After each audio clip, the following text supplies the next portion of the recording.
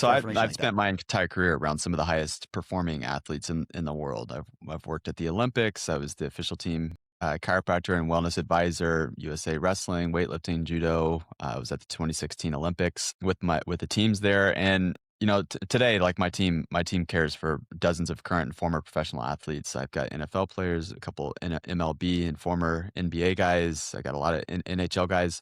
One thing is really obvious though is that fitness and health are not the same thing. They're just not. And they can look very healthy on the outside and be struggling on the inside. Welcome back to the Athletic Dad Podcast. This is where fitness and fatherhood meet. I am blessed to have a good friend of mine on today's podcast. Ladies and gentlemen, I want you to meet for the second time, if you've heard him on the Cutoffs of Coffee podcast, I want you to meet my good buddy, Dr. Nick Wilson. Dr. Nick, how are you, my friend? Great to see you again, man. Hey, great to see you again, Colin. So, dude, tell us, for people who don't know who Dr. Nick Wilson is, give us a little rundown of how you've gotten into the position that you're on now and what you do. Yeah, so I own and operate Restructured Chiropractic in Indianapolis, and I am author of Reclaim Vitality, the book that we just actually released this book last year. My wife and I wrote a book called Reclaim Vitality. It was an Amazon bestseller. It's a guide to exit conventional medicine and live naturally. And I got into all of this because I had my own personal health issues that I struggled with, and conventional medicine had no answers. And it was out of bouncing around from doctor to doctor, practitioner to practitioner, being on multiple medications and suffering for a period of time that my own personal health finally got to a point where I needed a different approach, different answers. And it was out of that season, that exploration and curiosity, that led me to find a doctor who believed the body was brilliantly designed to heal. And I fell in love with that concept and that principle, but I wanted so desperately for that for myself. And he acted as a guide and walked me through exactly how to remove the interferences that were in the way for my body to actually heal. I was skeptical at first and struggled for a while, but 6 months later, all of a sudden, my chronic digestive issues and blood in the stool that I had for a really long time started to heal. And I got off of all my medications a year later and look back over that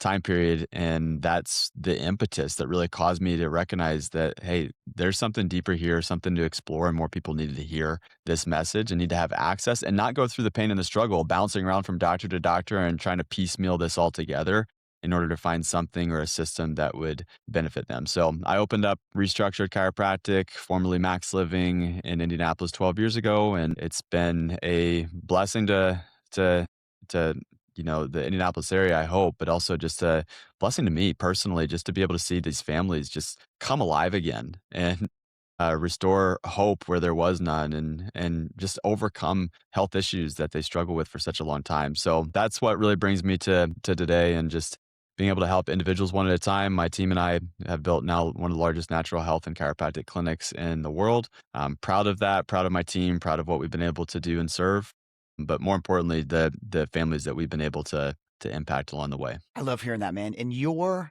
profession and the position you're at now comes from such a good space, and it comes from so deep in your heart and soul. It's so cool to be able to see what you've taken and your experience and create what it is, and how successful you've been able to have, measuring success off of the amount of people you're able to help. And I want to get into the book here in a second, but I do want to bring up a point that when we had met freshman year of college, you were one of the first fittest people I knew, if that makes sense. And I had played college or high school football at a high level at that point, played a lot of sports, but I remember seeing you and living with you and thinking, gosh, Nick is so healthy.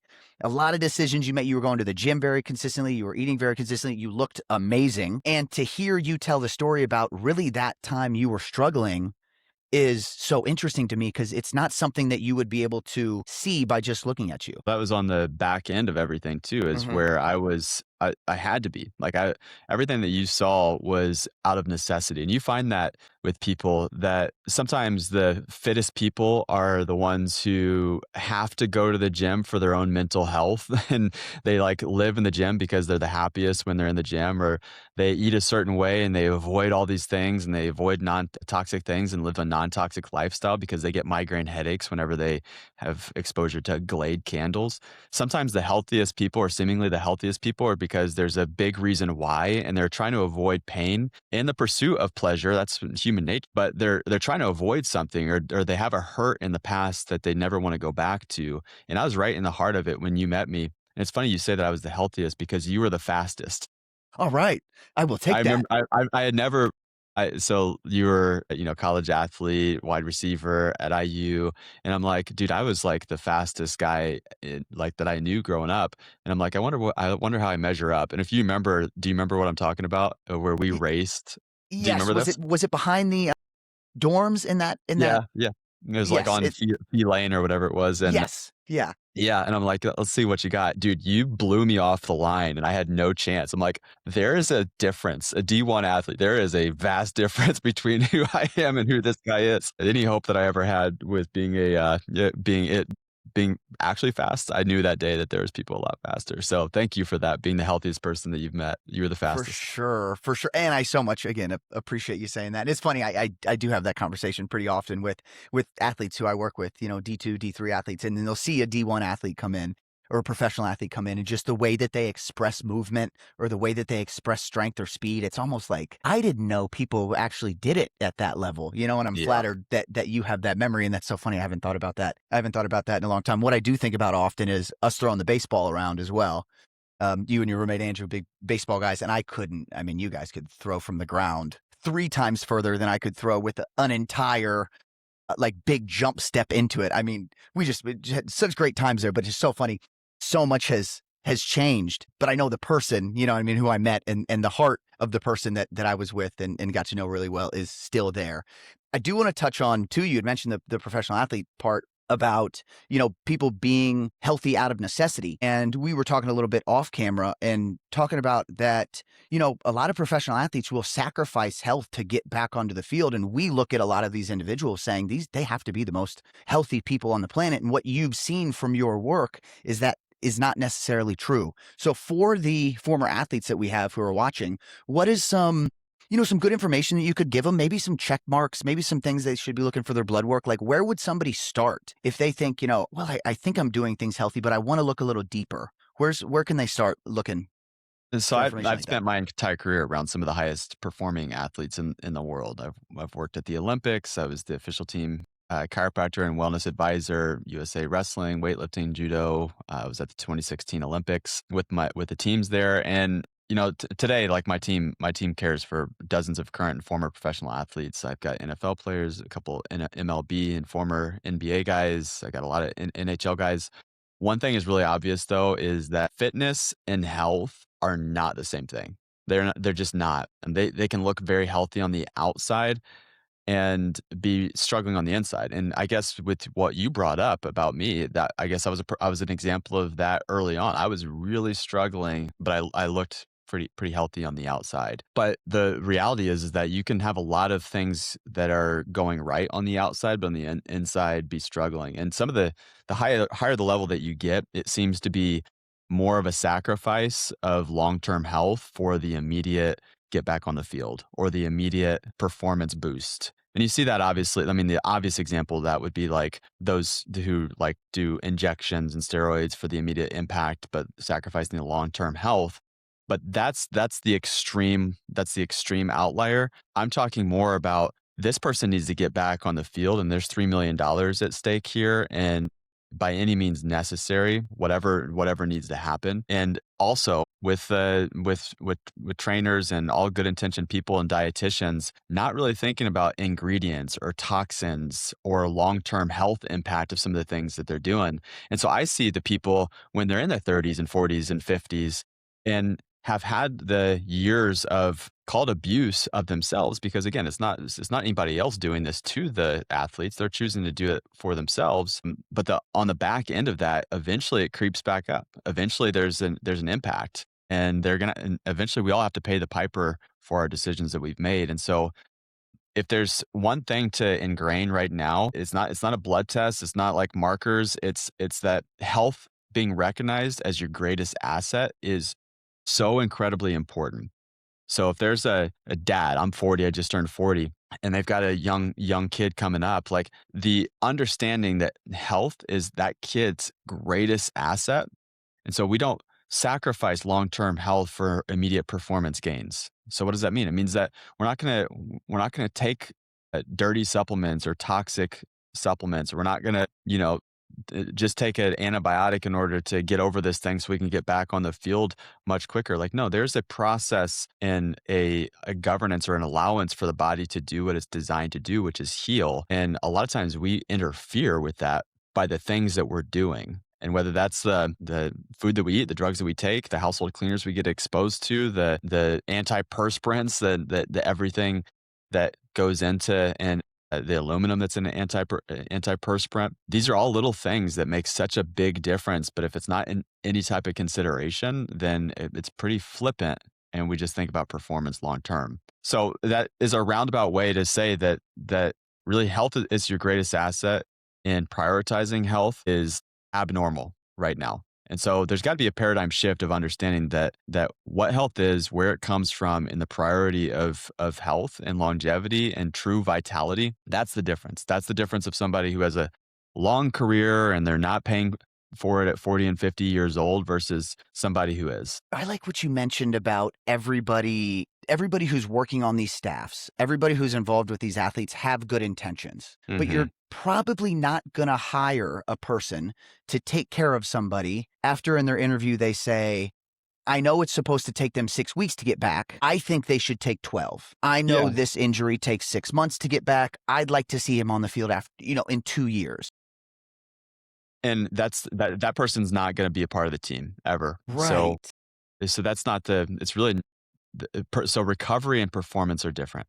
In recovery, you can increase recovery and increase the speed of time of recovery by prioritizing health. And this is the difference maker, is that when you increase your body's vitality from the inside out, you increase performance, you increase healing times, you improve recovery. It's why some of the most elite level athletes right now are pursuing this type of care that I'm talking about now, because not only is it for long-term health benefits, but it's also increasing their recovery and their performance at the same time. So why is that necessary? Well, when you sleep at night, guess what you're doing? You're healing. And so when you improve your body's capacity and your nervous system's ability to get into that parasympathetic or rest and digest mode, then your body's going to work to heal those things while you sleep. So we should be prioritizing recovery times and speed of recovery without sacrificing get back to play by any means necessary. Get back on the field at the sacrifice of everything else. The paradigm is already starting to shift. Look at Tom Brady and look at others who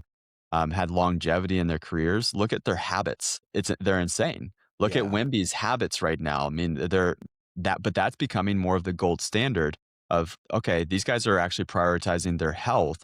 But we'll see with Wemby, but we saw it with Tom Brady as one example, and there's plenty of others that when they prioritize their health, they actually get recovery and longevity. Yeah, that's amazing. When I turned 30 and was playing professional football, I remember that being a turning point for me thinking, I'm going to be competing against 20-year-olds, 21-year-olds, 22-year-olds. So I've got to figure out what lever I can pull that puts me ahead of some of the things that they were doing. And the first thing that I immediately went to was, oh, I should probably sleep more. I should probably have some type of sleep routine. So I created a routine in the evening to get me parasympathetic, to get myself relaxed, to be able to have a good amount of deep sleep and to be able to sleep as long as I could. I added a sleep mask. I started red lighting. I started doing, supplements, magnesium and things like that in the evening.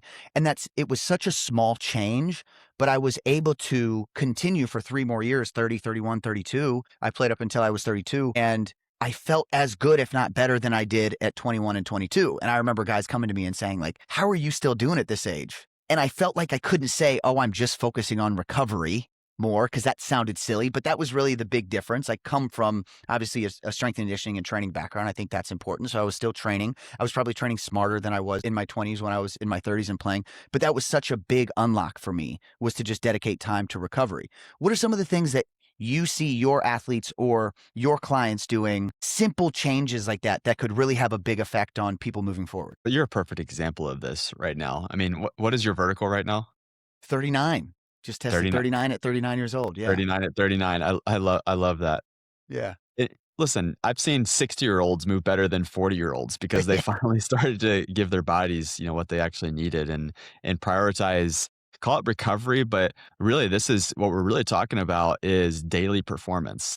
And so what we're talking about is how do you give your body what it needs, the raw materials that it needs, and remove all of the extra stuff that's going to interfere with its function, with its ability to perform at the highest level. This is health. So performance and health are the same. Health is all about how you function. The true definition of health in the word is heal, Heal. It's how is your body healing? How is it functioning? Is it adapting to its environment at 100%? And there's things that factor into its ability to do that. So the food that you eat, the intake that you have, the toxins that you get exposed to on a regular basis, your sleep and your sleep habits. I mean, we talk about these as essentials in the book. These are pillars of performance. Your nervous system, prioritizing the function of your nervous system. So spinal alignment and conditioning of your joints, extremely important. Ensuring that you're moving properly and making sure that you're getting oxygen and oxygenating your tissues when you're moving. Like these are all things that seem to be the basics, but what does the average 40-year-old do right now? Sit in a chair for 8 to 15 hours a day. That's opposite. We're not designed for that. You're not designed to get your not only your muscles that becomes extremely imbalanced, but think of what's happening with your chest cavity and think what's happening to your lungs and think what's happening to your tissues. When we're designed to be out there and chasing and running and picking and hunting and gathering, like this is not normal what we're doing right now. This is a human experiment that's never been done before since the industrialized age is what we're living in right now. And what do we see? We see the worst health outcomes ever in the world. And I live in Indiana, right? In Indiana, if you look at statistics, health statistics on Hoosiers, we not only rank really poorly out of the nations, but if you rank us according to the rest of the world, we rank almost last in the worst country for health metrics in the world. So just think about that. It's literally like people look around and they're like, "Well, I'm actually doing okay compared to Bob and compared to Sue and like they're all really unhealthy," but you're comparing yourself to the worst of the worst in human history, literally. And so you have to be abnormal. You have to be different. And it needs to be like not a little bit different. It needs to be a stark contrast, like glaringly obvious. Like when you go out in the community, people should say things like, "You're healthy." And it should be like that. Like I had a friend in town from Columbus, Ohio, just on Tuesday. We went and golfed. And this guy lives this way and he has a natural health center. He's a chiropractor in Columbus. And the guys that we got paired up with immediately said, "You guys are just really healthy. What is it that you do?" And I'm like, that should be Yeah. that should be common, right? If we're really going for it in life, there should be a contrast to those who are not. And it should be obvious, especially if you live in like Indiana or Iowa or wherever, like in the Midwest, you need to look and feel and function so much different than the rest of the world. Yeah, and it's 2026. We should be, like you said, healthier than we've ever been. And statistically, objectively speaking, we are the opposite. So it shows that there's something in the medical world that is doing us a disservice, that is pushing us in the wrong direction. And that's where when people find somebody like you and an office like yours with the individuals who you work with and who work with you, why it's got to make such a huge change in their life. Because like you said, it's not normal. Most people are not doing it, but they need to realize if we want to live long and we want to be able to support our kids and pick up our kids and play with our kids for as long as we possibly can to eventually be able to do it all with our grandkids, we have to start making that change yesterday. That's right. So if we had, And you mentioned something there I just want to touch on yeah, is just exiting conventional. And you mentioned the medical community, and there's obviously something that's being missed. And it's interesting right now because who we trust with our health are those with professional degrees with the practice of medicine. And most people that I talk to, they're like, I want less and less of that if I can help it. If I don't want to be on more, I've never really met anyone who's like, I can't wait until I'm 60 when I'm on like 20 different pills. Can't wait until I'm like 70 and then I'm like, I'm being hooked up to machines in my latter years of life. Like people don't actually want that, but you can't just run from the thing that you don't want. You've got to have a target in mind, just like you and your athletes and people who are at the highest level of performance. If you don't have a target, you're going to end up somewhere where you didn't want to be. You have to have goals. And so instead of looking in the rearview mirror of saying, "I don't want the boogeyman who's chasing me," you've got to look in the front window and say, I want that thing out there. And what I would argue, it's the thing that you actually want, and the people that actually desire is you want vitality in your body. You want to reclaim that. And that's the book wrote the book's called Reclaim Vitality is because vitality is inborn. You're born with vitality. When a baby is born, you're handed the baby, and it's like, what a beautiful gift of life. This is like a baby is born vital. 99.99999% of babies are born vital. And you think about that and you're like, that miracle that we call the miracle of life that never left us. It's there. It's still inside. That same power that made the body, that heals the body, the same power that made that little baby is inside of us. And so the problem is that we've been robbed of that in some way from the way that we've been living. And for me, it was not only the way that I was living, but I took a drug called Accutane that completely wrecked me. So I'm a little bit biased and bent on the idea of like, hey, just get on a drug and it's not that big of a deal. No, I got on a drug and it almost ruined my life. And praise God for JT at dinner one night. He was my father-in-law's business partner, and he heard me complaining, really just really struggling. And he's like, he looked at me, he's like, dude, this could be your story if you want this to be your story, but you sound like a little pathetic, and you're not a victim in life, and you can choose this route if you want, but you're going to be a victim the rest of your life. He's like, there is a different way, and you've had all these different options and different doctors and different drugs that you're on, but there's a completely different way of looking at the body and looking at life. And if you'd let me, I'd love to introduce you to my doctor. And he did. He introduced me to his doctor, and it started the process of a complete life transformation for me. And that one drug, Accutane, it's a drug for acne. And so I had nasty acne when I was younger. I took the medication, and it came with a black box warning. I didn't care. I just Right. didn't want to have acne on Just my didn't want face. acne, right? Yeah, and I traded that acne for chronic liver toxicity, and and it ended up creating an irritable bowel disease that caused the blood in my stool, and it was an inflammatory disease that then was cyclical and chronic and started to attack my joints. And so I didn't know what I was doing when I was taking the medication, but I didn't like the way I felt. I knew that, but no one ever connected those dots until later on. I started working with somebody. He's like, wait, you do realize that you have all the symptoms of chronic liver toxicity, and you do know that that drug came with a black box warning that you signed off for, that you had to go get. He's like, remember when you had to go to a doctor or a hospital to get your liver enzymes tested? I was like, oh yeah. He's like, that's because they're checking to make sure your liver didn't shut down acutely while you were on the drug. It's like, okay, all right. Yeah, got it. But there's so many people I work with that they'll never connect those dots of something they did in the past, or a drug that they took, or an antibiotic that they took, or some medical procedure that then it caused them to then chase their tails for trying to get their health back. And again, it then becomes this rabbit hole thing that you're chasing. We call it in the book whack-a-mole medicine, that one symptom pops up and you hit it. You played the arcade game whack-a-mole, you hit it with a Mhm. hammer and the next mole pops up, you hit it with another hammer, another mole pops up. And that's what we do in healthcare. And just one symptom pops up and boom, another one pops up and boom. And the game ends with the symptoms increasing and you getting worn out with playing the whack-a-mole thing. And you get worn out and frustrated and fatigued. That's how the game ends. But that's healthcare, and that's our life, and that's our health. Why was that why was that the moment? I got chills, by the way, when you said that statement that he made to you, that it connected to you. Why was that it? Because I bet more than 9 out of 10 people, if he were to say that to, would just say, okay, and then move on and not follow up and not think about it and would just continue to take the Accutane because all they hear, because when I took it, all I heard was no more acne. I don't care what it came along with because the acne was so hard on my self-confidence, on my ego, on my personality that I had to get, it didn't matter what it came with.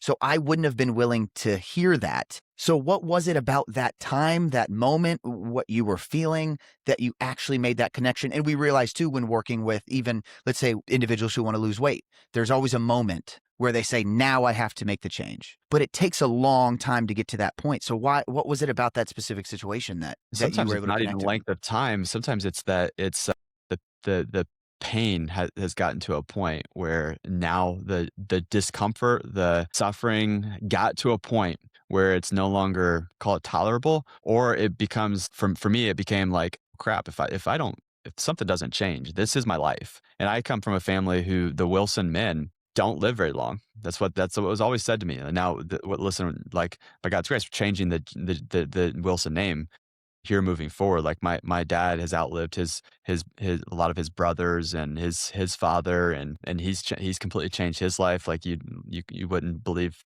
to see my dad now, just a Amazing. completely different person.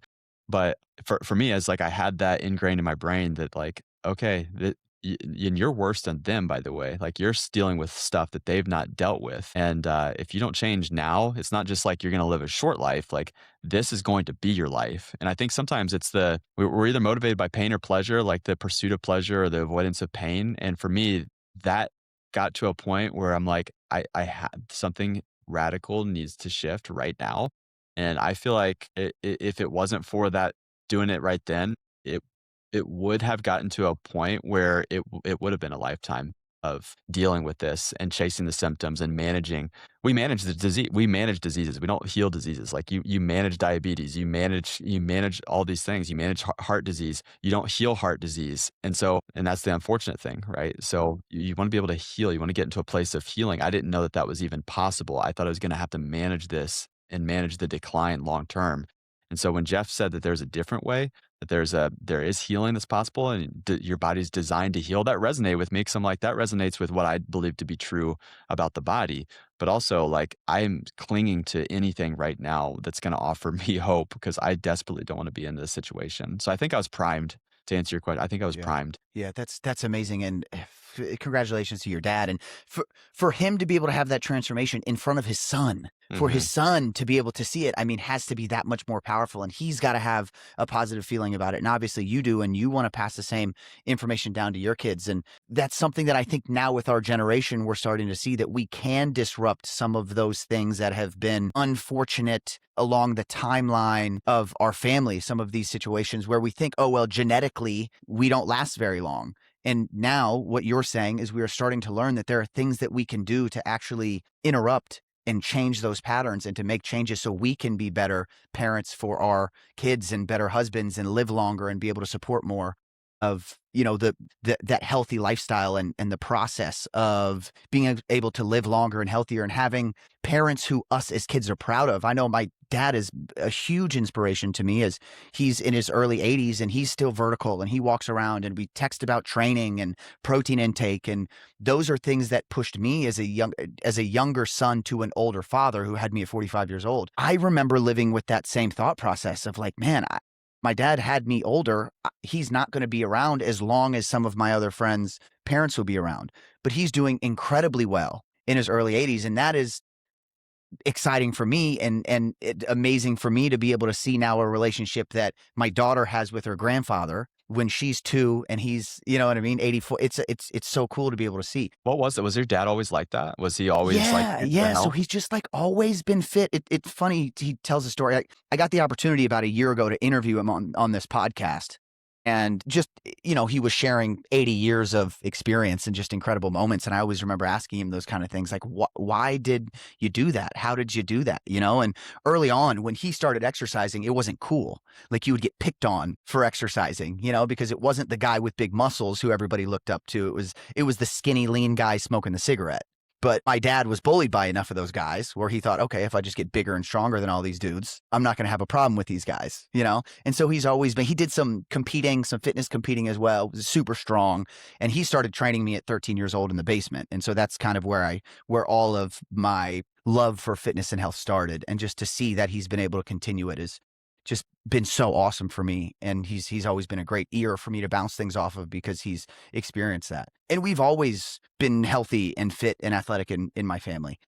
So I do feel for the people who don't have that. But this is a notice to you listening, if you don't have that you can make that change. That's right.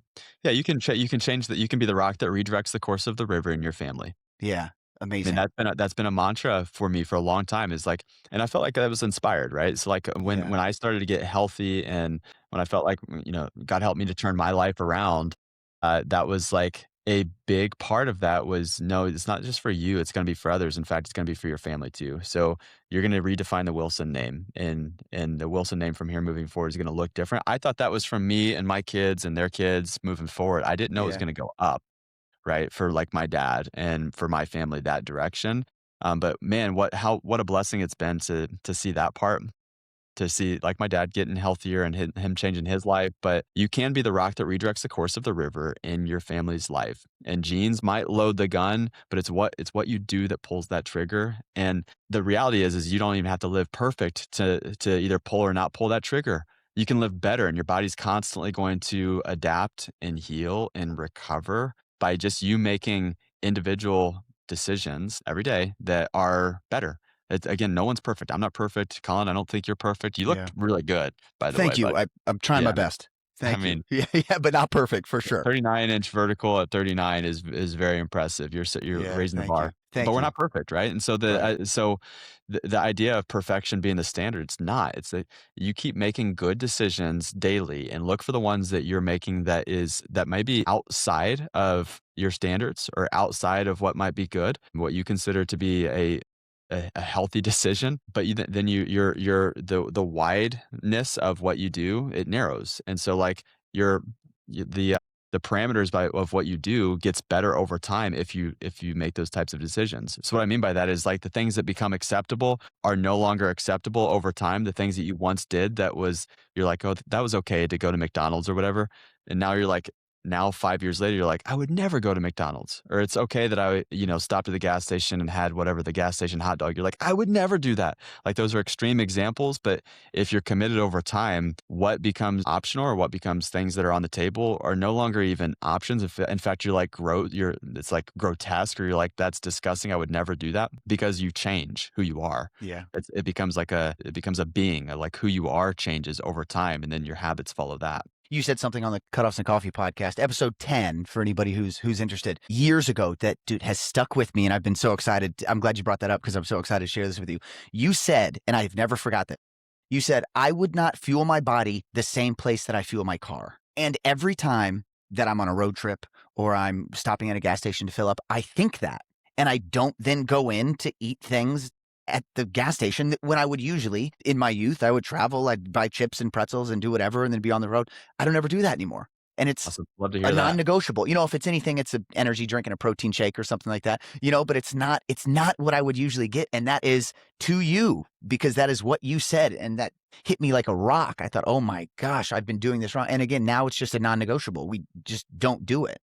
Yeah, same. Somebody said that to me a long time ago, and I've just adopted that Yeah. as a standard, and I just don't do it. I'd rather fast and go hungry and be hungry. That's so good for your body. Autophagy kicks in. Your body starts to go to work to heal, and things that you never were even recognizing that need to be healed when you eliminate food. So just Yeah. be hungry on the road. Right? Be hungry in the morning, be hungry at night after you eat dinner. Like, it is okay to be hungry. In fact, not only is it okay, it's like necessary to thriving, necessary to vitality, to go without food for periods of time. And then you go from famine to feast, and then eat, man. Eat good quality protein. Load up on good quality fats. Like, load up afterwards, feast and famine principles. But you got to go. You got to experience a little bit of famine, because we don't have that.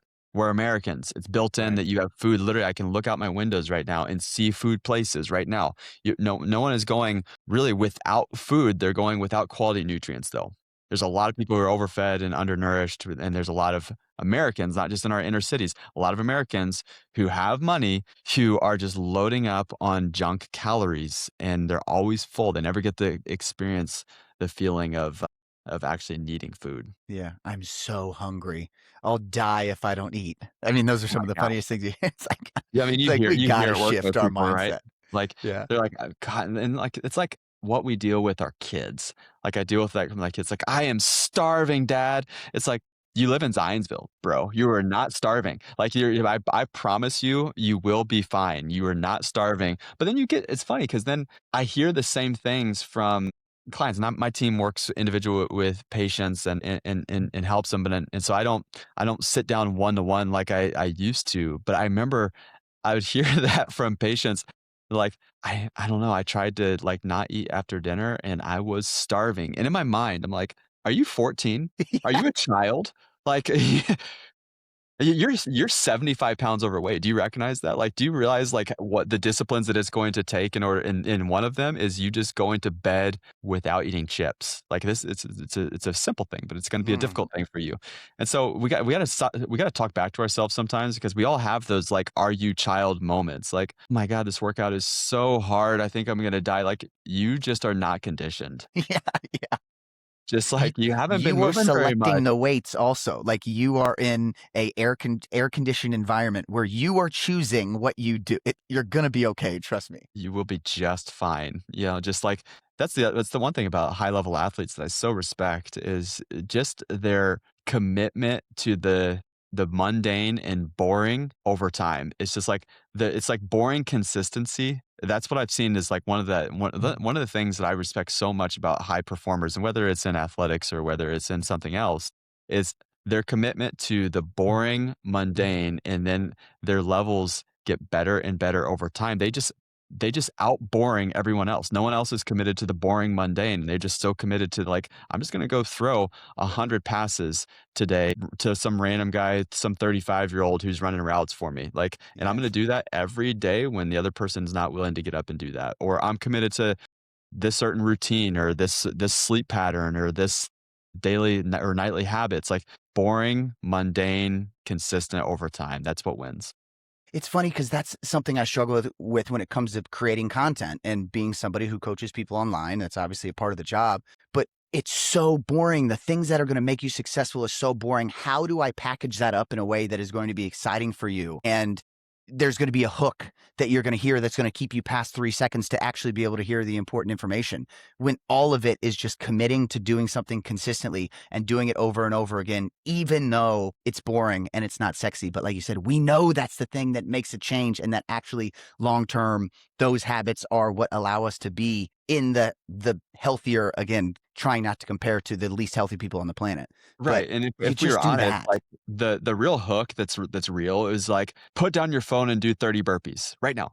Like that like, Right. if, like, we were really talking about, like, what is actually going to move the needle, is certainly not gonna be scrolling another video and finding another idea. There's so many ideas, and people are monetizing new ideas as if, like, if as if that's what we need, like, or they're monetizing new problems or new issues. In my world, it's like the newest toxin or the newest supplement or, like, the newest raw material that this everyone is missing, and if they don't have this, they're, going to end up with some type of issue. And so, like, they dramatize an issue or a problem because that's what gets attention. So the newspapers, if they print back in the day, if they printed that it was going to be a sunny day, newspapers weren't going to be bought. But if they printed that it was going thunderstorms are going to be happening in the near future, then now all the newspapers are flying off the shelves. This is not a new thing, right? Yeah. It's a new mechanism by which we entertain ourselves or we get information, but it's not a new thing that people are driven by the negative or the bad thing that's going to happen. And so the problem with that is, as consumers, with technology and social media, is that what's actually true and what you and I are talking about right now is put down the phone and do burpees or go do the boring mundane. That part doesn't sell, but that's the part that moves the needle the most, right? Right. And Right. in anyone's health, that's the part that's going to actually make the biggest difference. Let's talk about the book. When people get Reclaim Vitality, what's going to change? What are they going to learn? What are some of the things that you want to really stick and hammer home for them to be able to do exactly that, reclaim their vitality? Yeah. So it everything that I've coached patients, but starting with myself, the going through the doctor to doctor and putting all the pieces together to build a system for health and healthcare for natural living, and the things I've been teaching and coaching for over a decade, and workshops and seminars I've been putting on. What I saw is that, man, this cannot be isolated to the workshops and the seminars, and it'd be a great experience for people to come in and they'd leave with inspiration and motivation and the materials that I would give them. But they didn't have one complete resource to say, all right, I'm going to take this, I'm going to dig in, and I am going to get into my cupboard and change out the pantry and change out the foods. I'm going to swap out my non-toxic pots and pans eventually. I'm gonna prioritize these medical tests and these markers on tests. I'm gonna this is the story on vaccines and which ones should I consider for my kids and for myself. And they didn't have one resource for the complete package, for one. to exit conventional, and that's conventional thinking, conventional living, and certainly conventional medicine. But then what do I do about that? What do I now do daily next? And that's what the book is. We have three parts. It's exit conventional medicine, live naturally is the second part. So it's all those swaps and those like what to do when you go into the grocery store for the not just for the average person. It's like what we do and what we teach people to do. But then the third part is experience health freedom. So then how do you put this into play? How do you workshop this to the where it's something that becomes part of you and becomes you and not just something that you did temporarily? It becomes your system, your new system of living. And that's the paradigm shift that is needed right now, not just in healthcare, but individually. Healthcare changes when the demand for it changes. So if we can change the demand individually for our own family, maybe healthcare will change eventually, but I'm not counting on that. I am counting on for those who have the ability to change it for their families. And that need is growing, by the way. There's so many people who have woken up through COVID and they're like, yeah, I've got to take my health into my own hands and take responsibility for my health because no one's looking out for that. No one's going to look out for your own health. You've got to look out for it yourself. And there's a lot of mixed messages and coercion and manipulation happening out there. And if you don't take it seriously and take responsibility for it, then you might be in a situation where you wake up one day like I did and realize, oh man, my health is on the brink of I might actually lose it if I'm not careful. And so my hope is that people don't get to that point that they redirect their bus before it ever gets to that point. Yeah, incredible. And being a father of three, you have so much information to be able to share that you want to help your children understand so they can live healthier than you ever were able to with the information that you have. How do you frame these things to your kids and have these conversations with your kids without your kids thinking, oh, my dad's just a health nut. This is just what he does. This is his crazy thinking. Like, what can we do as parents and what do you do as a parent with all this information to be able to help guide your kids in the right direction? Yeah, living it is the most important thing. So what I find when parents really run into the issue of my kids won't eat this stuff. Well, you're not eating it, by the way. Like they see you in the things that you eat, and it's not congruent. So if you want to lead your kids, then you have to be willing to lead from the front. And so that means you being congruent with your beliefs and with your habits. And my kids, listen, they're like, well, Dad, what's so bad about X? Or like, can we just go to Chick-fil-A? Come on, they're Christians. Like they're like my 14, they're like, "They're good people." And it's like, listen, they're not perfect. Listen, every now and then they'll get Chick-fil-A or Chipotle or Right. whatever or Shake Shack, they'll get those things every now and then, but it's not about those one-offs. It's about what are our commitments? What are our non-negotiables, but also why? Why do we do that? And when they see mom and dad looking and functioning differently from the rest of the world over time, they might not notice it at first, but over time they start to take note of those things. When there's all the kids in their class are like always sick or they're always going down the nurse's office and they're like, Dad, I noticed that like we can go on vacations and not take sick. We don't have to use all of our sick days at school. We can go on vacations and have health days. It's like, yeah. So if you're healthy, guess what? There's opportunity. There's more opportunity for you when you're healthy. So we take a few days and they take off school and we go skiing out in Colorado or go skiing out in Montana. It's like you get to do these things. You get to do these things because you have your health. Now listen, if you had 5 days of sick days, guess what we wouldn't be able to do? We wouldn't be out here skiing. So it's these little things like that that's like over time, doesn't happen right away, but also the healthier you are, the more your body rejects toxic and bad stuff. So they Yeah. don't want to feel bad either. So, as an example, like my 9-year-old, he thinks he's allergic to food dyes because every time he has he has a food dye at a birthday party or something, like he gets a headache, he doesn't feel good because he doesn't have those things. But he went to some birthday party that was Butler themed, and there's this blue cake, and he had blue cake, and all of a sudden he's like a headache, and he ended up vomiting out, like he actually his body purged it out because your body does a smart thing. It purges, cleanses, and detoxifies itself when it's functioning really well. And so his body was functioning really well. He believes he's allergic to food dye, and I'm not going to change that. I'm not going to tell him he's not. Like, what's an allergy? It's a repulsion, and so he's repulsed by blue food dye and red food dye. It's like, nope, call it an allergy if you want to call it an allergy. Your body really doesn't like it, but no Yeah. one's does. Yeah. They just got used to it. And if the more that you just introduce this stuff, it becomes normal and your body just functions now at a level that's less than optimal, but you just never knew it. Yeah, man, that's a great point you said. I'm not gonna change his mind on that. And you had brought it up earlier that when we eat things like that, when we're not used to it, we don't feel good and we don't want to continue to eat those things. But if you're always living in, I'm sure you have a name for it, but just like a lifestyle where you are inflamed and underslept and overfed and stuffy, all of that is your default. And you don't know how good your body can actually feel if you remove this stuff for a short amount of time. And that's amazing that your kid is having that experience, that your son is having that experience and thinking, "Oh, man, all this stuff is so bad," and he hasn't even lived the life that you have to be able to experience all of that stuff. Well, and we get born into the fog. That's what we call it. The fog. It's like you get born into the fog where it's like you can't quite see because think about it. You get formula fed and you get Yeah. right away all these shots. You get all these things right out of the gate. You get birth trauma, you're getting yanked on your head, so you come out with a subluxation in your neck. So you just don't even know the opportunity in life because you are born into the fog. I saw this lady at a soccer game the other day. She was feeding this kid had to be 6 months, maybe it was 9 months old. It had McDonald's, like, just, like, handing like, the fries and, like, the little pieces of and I'm like, "That kid" like, we get born into this fog and this funk, and until you see the light, till you get out of that, and most people, they don't realize how much they were born into that until they Mm, step out of that and realize, "Oh, there's a different way." I myself, when I got healthy, I became a different person.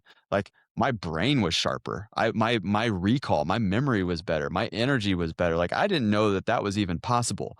And I was like, there. If I would have known this when I was younger, like performance, you're talking about athletic performance. If I would have been living like this and known this, I would have been better in school. My performance in baseball and wrestling and sports would have been better. Like I name the thing, I think it would have been better. Relationships, better connections if I wasn't in the fog, but a lot of people are in the fog, they don't even realize it. yeah, gosh. 2 more questions. I know we gotta wrap this up. 1, if you're a dad who's listening and you wanna start making some changes, let's say you're training 3 days a week.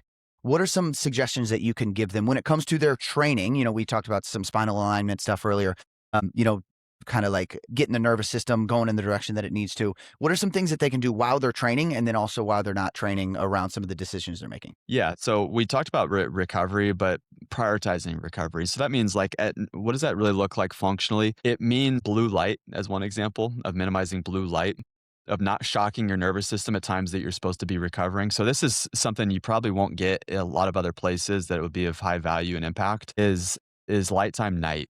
I'm sorry, nighttime light. Your nighttime light. So when you're going to bed for you and your kids, there's a period of time, and in the book we talk about windows of opportunity, and this would be a window of opportunity is at night before you're going to bed, 30 minutes before you're going to bed, just no screens. Just turn off the screens, read a book, be with family, do devotions together. That's a rhythm that we have. And start to turn down the lights. So here's what happens is that we're conditioned from an adaptogenic way to have firelight, the glow of the firelight at night, but not these shocking lights, these LED lights that act like daytime. And so that shocks our circadian rhythm, it shocks our pineal glands, and it disrupts melatonin. And so people will take melatonin for sleep and magnesium for sleep and all the things that people do, and that's not a bad thing necessarily. But the fastest way to recover your pineal glands and your nervous system and your circadian rhythm is light. So minimize your blue light from screens. Try to avoid that. The other time of area, a window of opportunity is actually at meal times. So again, you don't think about recovery and meal times Right. connected to each other, but they are intimately. So at meal times, there's a study, a Harvard study that showed if your phone is even in proximity while you're eating, even the fact that it's in proximity, it could be off, it could be turned over, but the fact that it is in proximity, you lose oxytocin. In fact, it's minimal. And this is the happy hormone. This is the joy hormone. This is the hormone that's necessary for connection and intimacy. If the phone is around during meal times, you don't get that. And so why is that important? Because it's part of your nervous system. It's part of the healing mode. It's also part of connection with other people, which is when you study longevity and you study those centurions who live to 100 and beyond, connection with other people is the common denominator across the board for all centurions is they have this community or aikige, a higher purpose for living. It's with them all. So if we're eating with our phones, even in proximity, in this study, they had to take the phones and put them in the other room in order for oxytocin to be reestablished. So it was across the room still, Unbelievable. and oxytocin was still not established. They had to put it in a different room for oxytocin to now be produced during meal times again. So Gosh. these are the things that listen, you can do magnesium, you can do all these other things, but if you're not prioritizing your nervous system's ability to heal, repair, and recover, then it's all going to be supplemental. But you gotta get to the heart of the issue and allow your body to recover at its best, and that's just a couple things that I think that are I think those types of things are underutilized, they're undervalued, but they move the needle the most. Amazing. Last question. I know you got to run, and arguably the most important question. Youngest is 3, oldest is 14. 14. When they have families of their own, which is an insane thing to even consider. And every time I bring it up, I'm like, I can't believe that my daughter will eventually have a family of her own and I will not be as involved as I am. What do you hope that they look back on this time and remember about their dad? Man, good question, Colin. I hope that they look back and remember that I was a man of integrity, that I was a man who didn't just talk the talk, walk the walk, and had deep belief. A man of God, man of faith, a man who believed in them, saw their potential, but also deep belief in who God made them to be. So that's probably higher than anything Yeah. else. Yeah. Amazing, man. And you're doing God's work. So we so much appreciate you. Thanks, dude, for your time. This has been amazing. People want to get the book. They want to know more about you. Where can they find you? Yeah, if you just type in Reclaim Vitality, it's sold anywhere where books are sold. You can listen to the One Dream podcast with me and my wife, Leah Wilson, dr-wilson.com. Just Google me. I'll do Kurt Sinetti. You Yep. can find Yep. Yep. me Hoosiers. in a different way. That's right. But yeah, you can find me anywhere. Amazing. Thank you all for listening to the Athletic Dad podcast this episode, man. A lot of incredible information. This is like a listen twice, listen 3, 4 times episode. Nick, so much appreciate your time, man. Know you got to get going. Everybody who's listening, 3 things we ask you to do. Continue to practice gratitude. Tell the people you love that you love them and live your life stimulated. We'll see you guys on the next episode of the Athletic Dad podcast.